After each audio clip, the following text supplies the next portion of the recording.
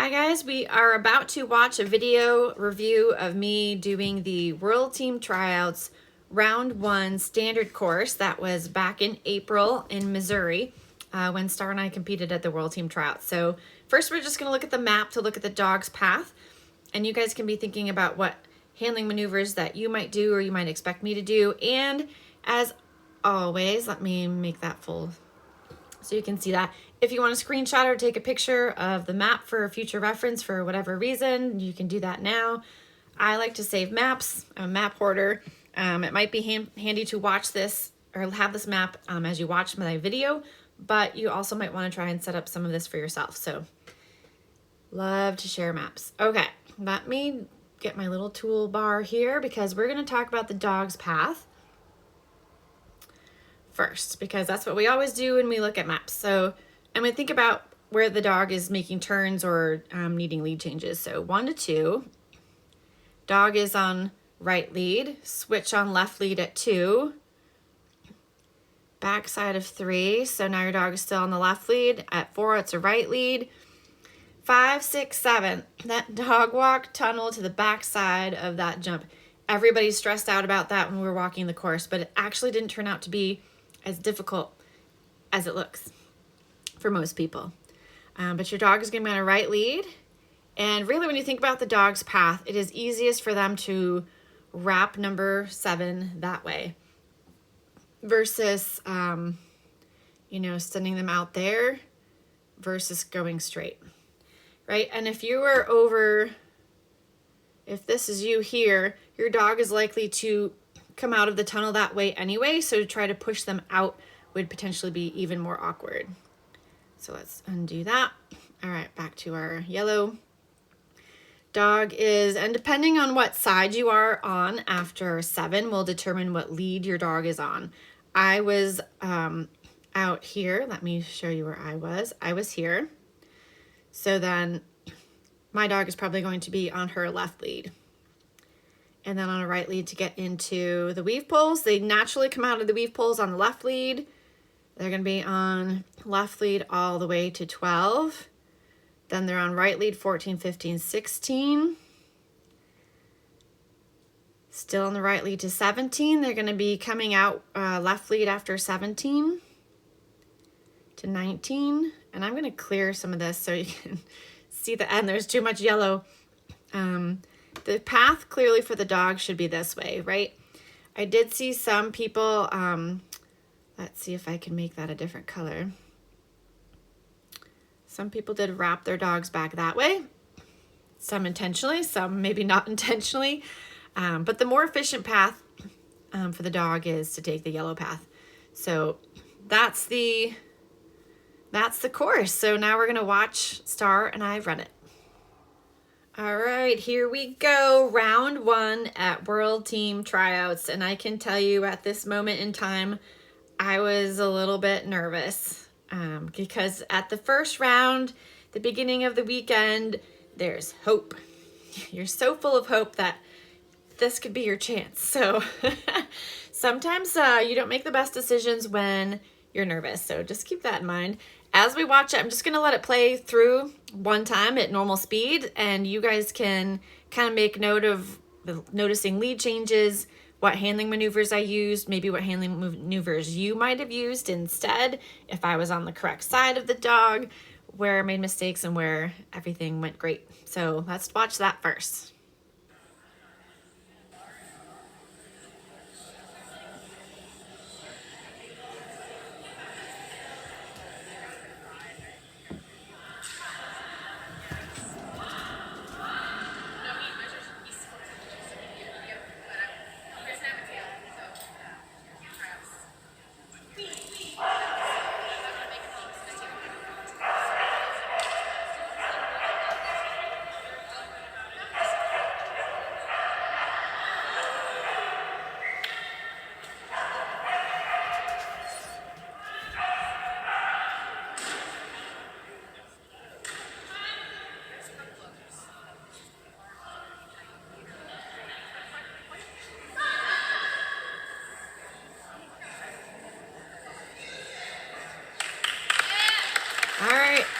there's my run, guys. And I made the mistake of having Banner, my 19-month-old dog, here in the room with me while I'm videoing this. But buddy, he gets very excited when he hears the agility sounds.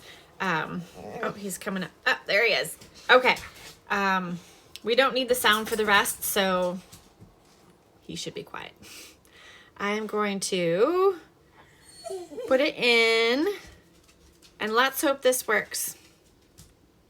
Slow-mo. Actually, I'm not going to put it in slow-mo because last time I did that, I'm actually recording this video a second time because when I put the video to watch in slow-mo, it also made my voice in slow-mo, and you had no idea what I was saying. It sounded like this.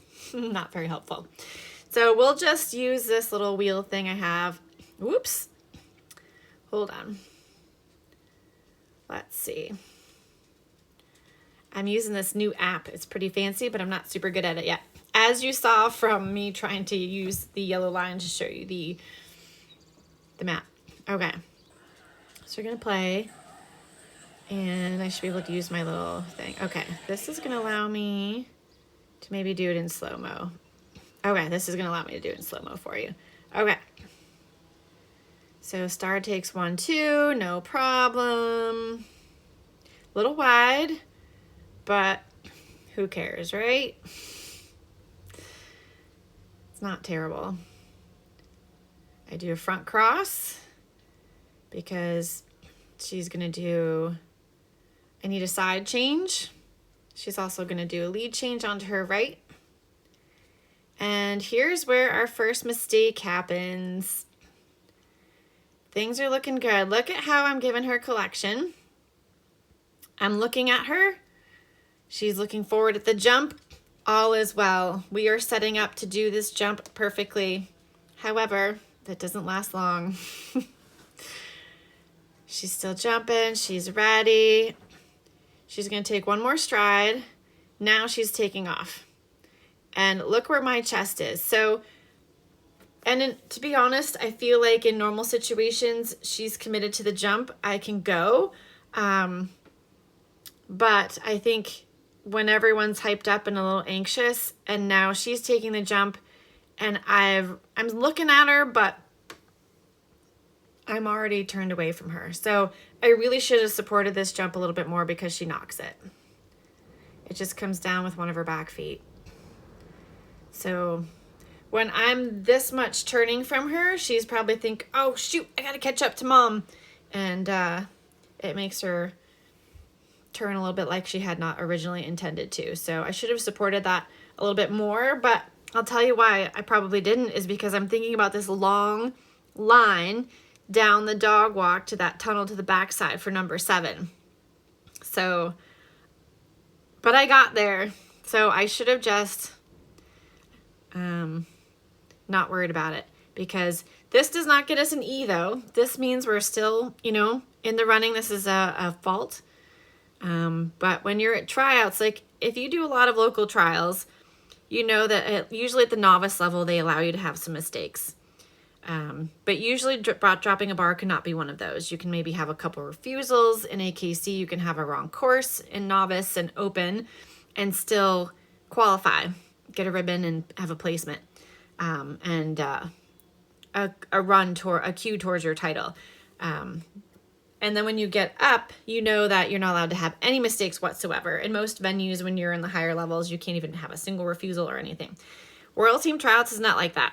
It's time plus faults, or some might say faults plus time. There's actually apparently a difference. Maybe that's for another discussion someday. So you were allowed some faults, long story short. So let's keep rolling. Whoops. Okay. We're going on the dog walk. We're gonna look at this dog walk performance too. Does she hit the yellow? Yep, we got at least, I'd say all 4 feet hit the yellow. And I'm really proud of her because maybe this is a discussion for another day, but we had perfect, and I mean perfect stopped contacts a year ago. She'd never missed a contact in her entire agility career at 7 years old, or almost 7. Never missed it. Always stopped, waited for me to release her. until I started releasing her quicker, and then she started releasing herself, and it turned into running contacts, which aren't always consistent the way we did it. So I am very proud of her that she did that. Yay, star, all 4 paws. So look at how far up I am, right? Like I easily could have supported number 4 jump instead of rushing up here. But you know, when you're walking it, sometimes you just don't know you're gonna make it. So I'm already yelling zip, zip, zip, which is her flick away from me and take the back side of the jump and wrap it verbal cue. And I'm getting my left hand up and ready because that's part of my body language cue. I keep my chest and everything forward at this point because what I want to make sure is that I'm indicating here. If I have my chest rotated to her at all, she might take the front side of that jump. So you can see where I'm really trying to tell her that it's the back side. So we're going and she's looking, see, that's right at the moment she turns her head. So this tells me she's looking at the back side and I'm leaning somewhat forward, which tells her we're charging forward because if you watch my last video, when I did this maneuver, I started to rock back on my heels in an effort to like slow down and not get sucked into the corner. And that pulled her right off. So what will happen here? She's looking, look what I'm doing. And she looks this way. Well, darn it. Darn it. So I'm looking at the jump. She's looking to her right. I'm starting to actually cut behind her a little bit. So I'm guessing that the cutting behind her might have confused her, or she didn't maybe even see that jump and she's looking to see where a jump might be. So this is honestly one where, you know, I'm not 100% sure why she spun here. But then we pick it back up. This was not too bad. And this, because I don't know, actually don't know if the judge called this as a refusal. There's a judge here on the right, this guy. And there's a second judge over here, if you can see, she's over there somewhere. But only the one judge actually calls. I'm not sure who it was at this moment, but we'll see. So now we're on to that. And honestly, let's go back a minute because sometimes, you know, it's got to be me. I know it's something I did. I really think it's like I'm cutting behind her. That kind of threw her off because she should not be, I should not end up behind her like that. She should be remaining on my left. So I think it's a little bit of me cutting behind her, but also she just didn't see that jump perhaps in time. So I have actually been working on this and that's going to be in at the end of the video because I'm going to show you how I worked on this.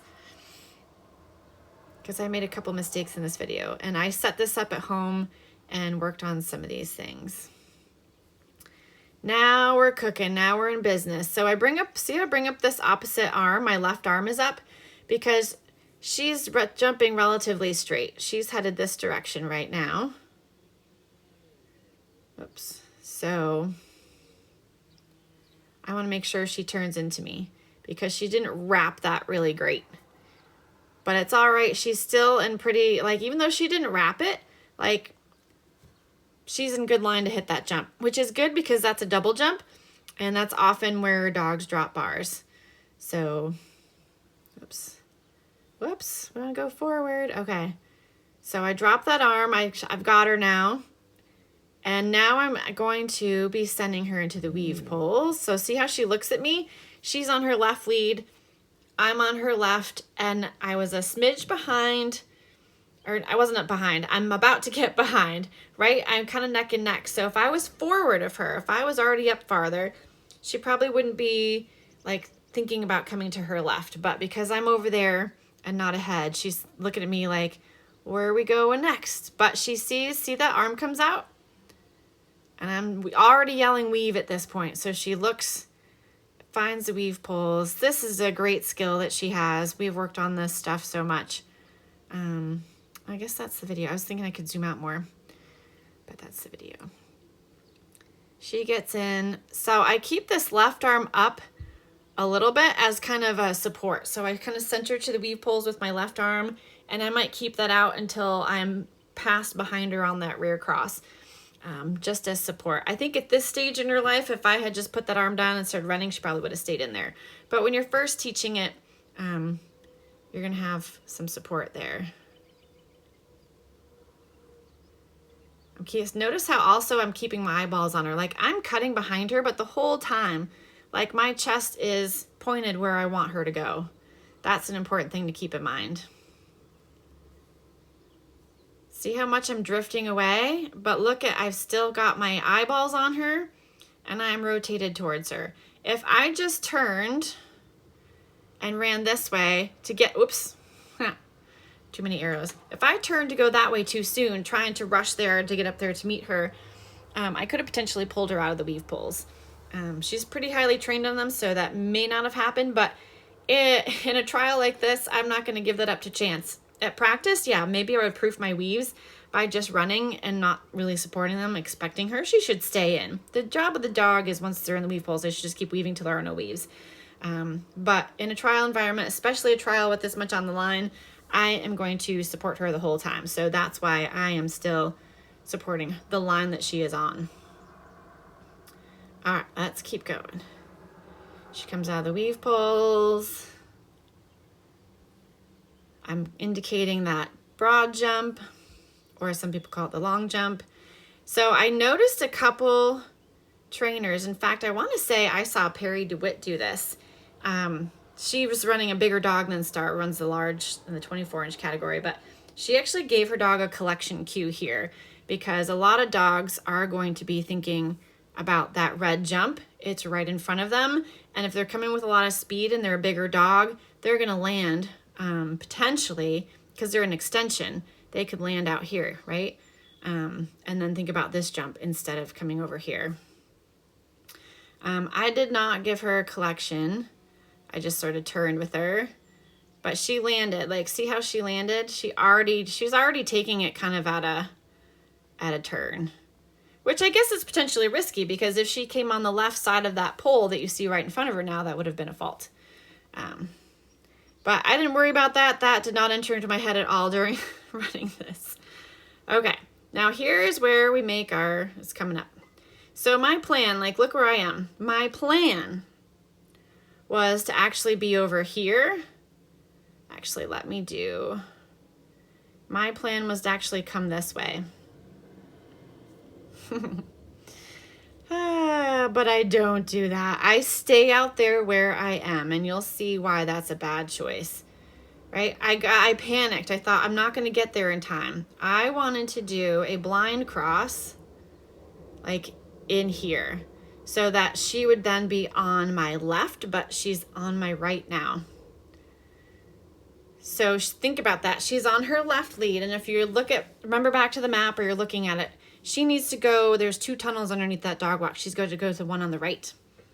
And she's on her left lead. Dun, dun, dun. You'll see what's about to happen.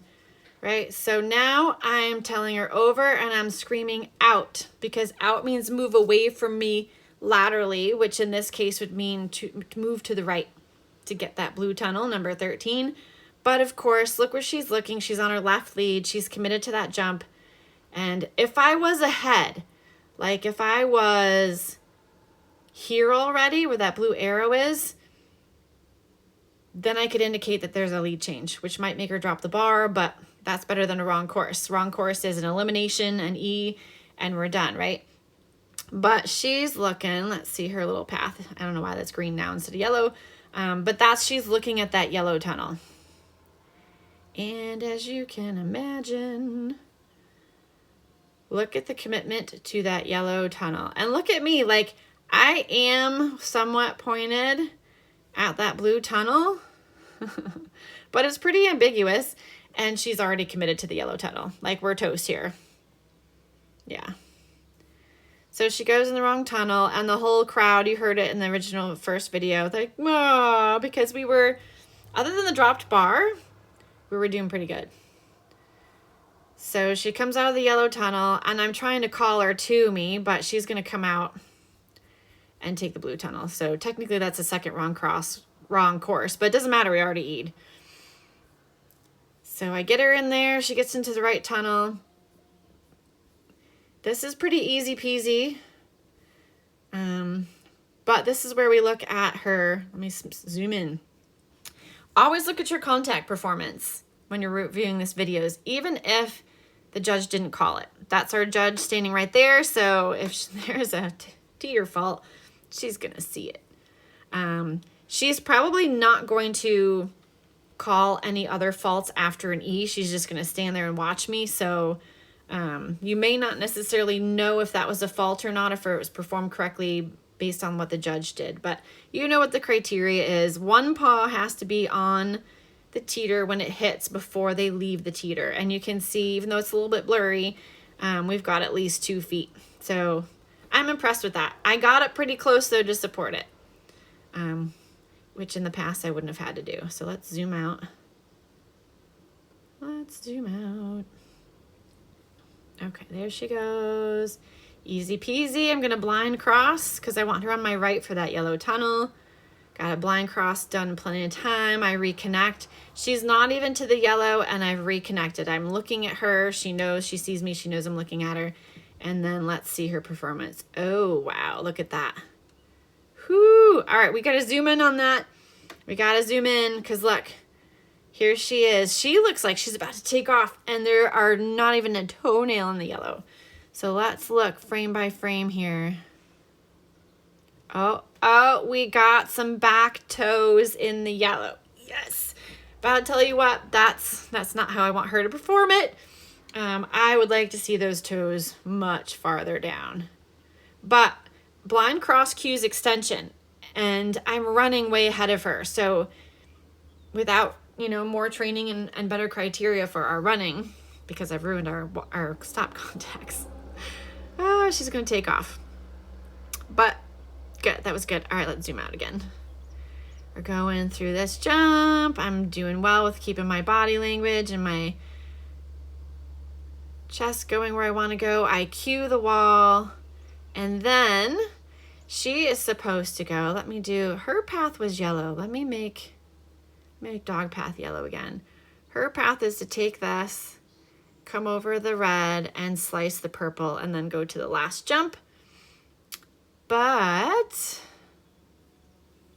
you can see, I start to bring up my left arm, which should cue her to pull into me, right? When you bring up the opposite arm from the dog side, especially, mid-range like that by your body, the dog should come in towards you. But it's too little too late because she was already extending over that wall jump, and she's already committed to it. Yeah, committed to the other jump, I should say, not the wall jump. She was committed to extending over the dog jump, or the wall jump. Boy, I can't talk. She was committed to extending over that wall jump and already had that jump that's number 1 in her sights. So I'm calling, and look where I am. I don't decide to stop and call her till here. If I had done that, over here, if I had decelled and called her when I was back there, I might have had a chance to pull her to this red jump, but I didn't. So I call her. We're going to finish it. No matter how bad it is, unless your dog is limping or you think they're injured or you're injured, you are going to keep trying to do the course.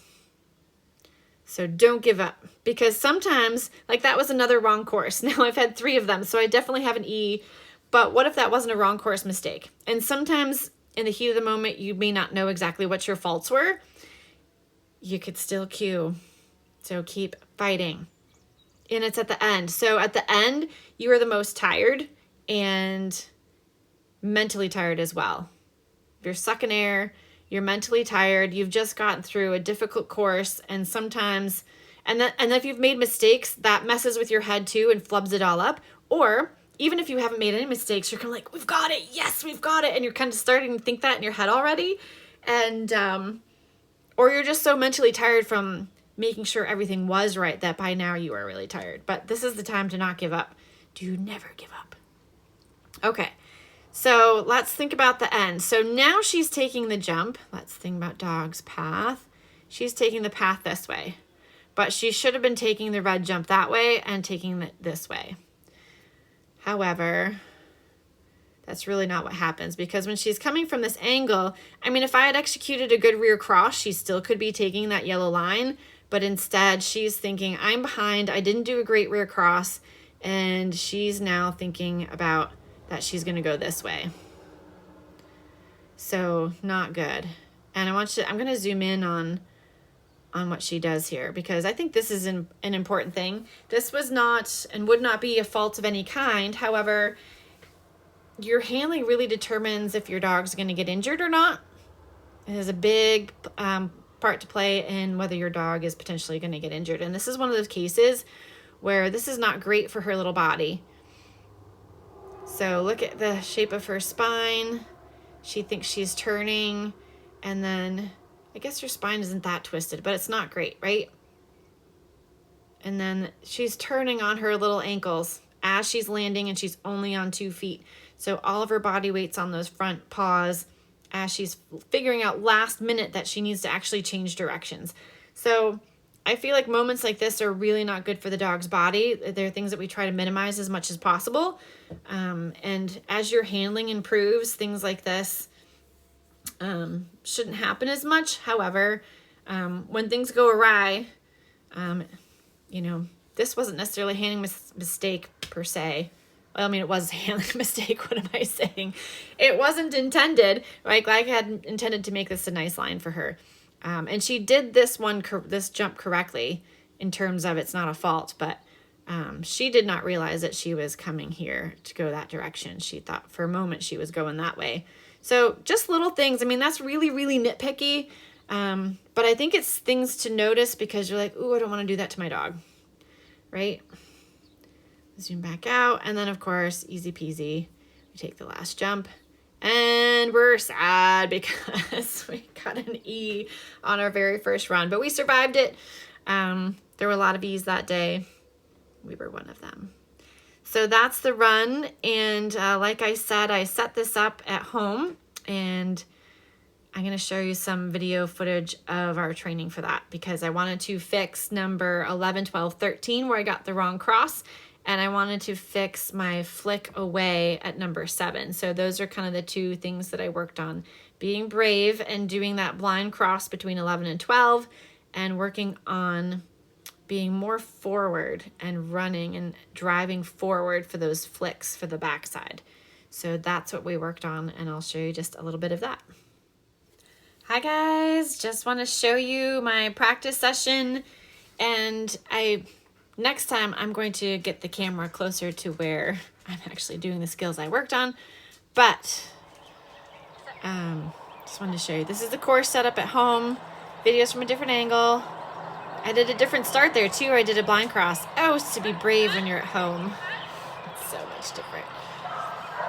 Okay, so coming up, I'm zooming in. No problems with the backside. And this time I ended up on the other side of that double jump. That dog barking in the background in the video is Banner. He's in the building in a crate. Oh, and he's right here, being a bit crazy because he really wants to do agility. We're going to have this sound off. Okay. So let's go back a little. And if I do this, it'll be quiet, and so will he. Okay. Okay, there she comes. It's a different angle, but I feel like I'm driving much more forward. I don't get behind her. She goes with no problem. And then I ended up just keeping her on my left instead of ending her and going on the other side. Double jump, weave poles. Zoom out a little bit. Same thing I did at the trial. And then here's where I'm going to do, hopefully, I think I do my blind cross. Send her to,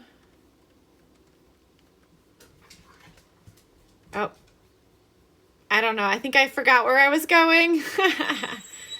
There. Get my blind cross. There we go. Okay. And then we finish the rest of the course.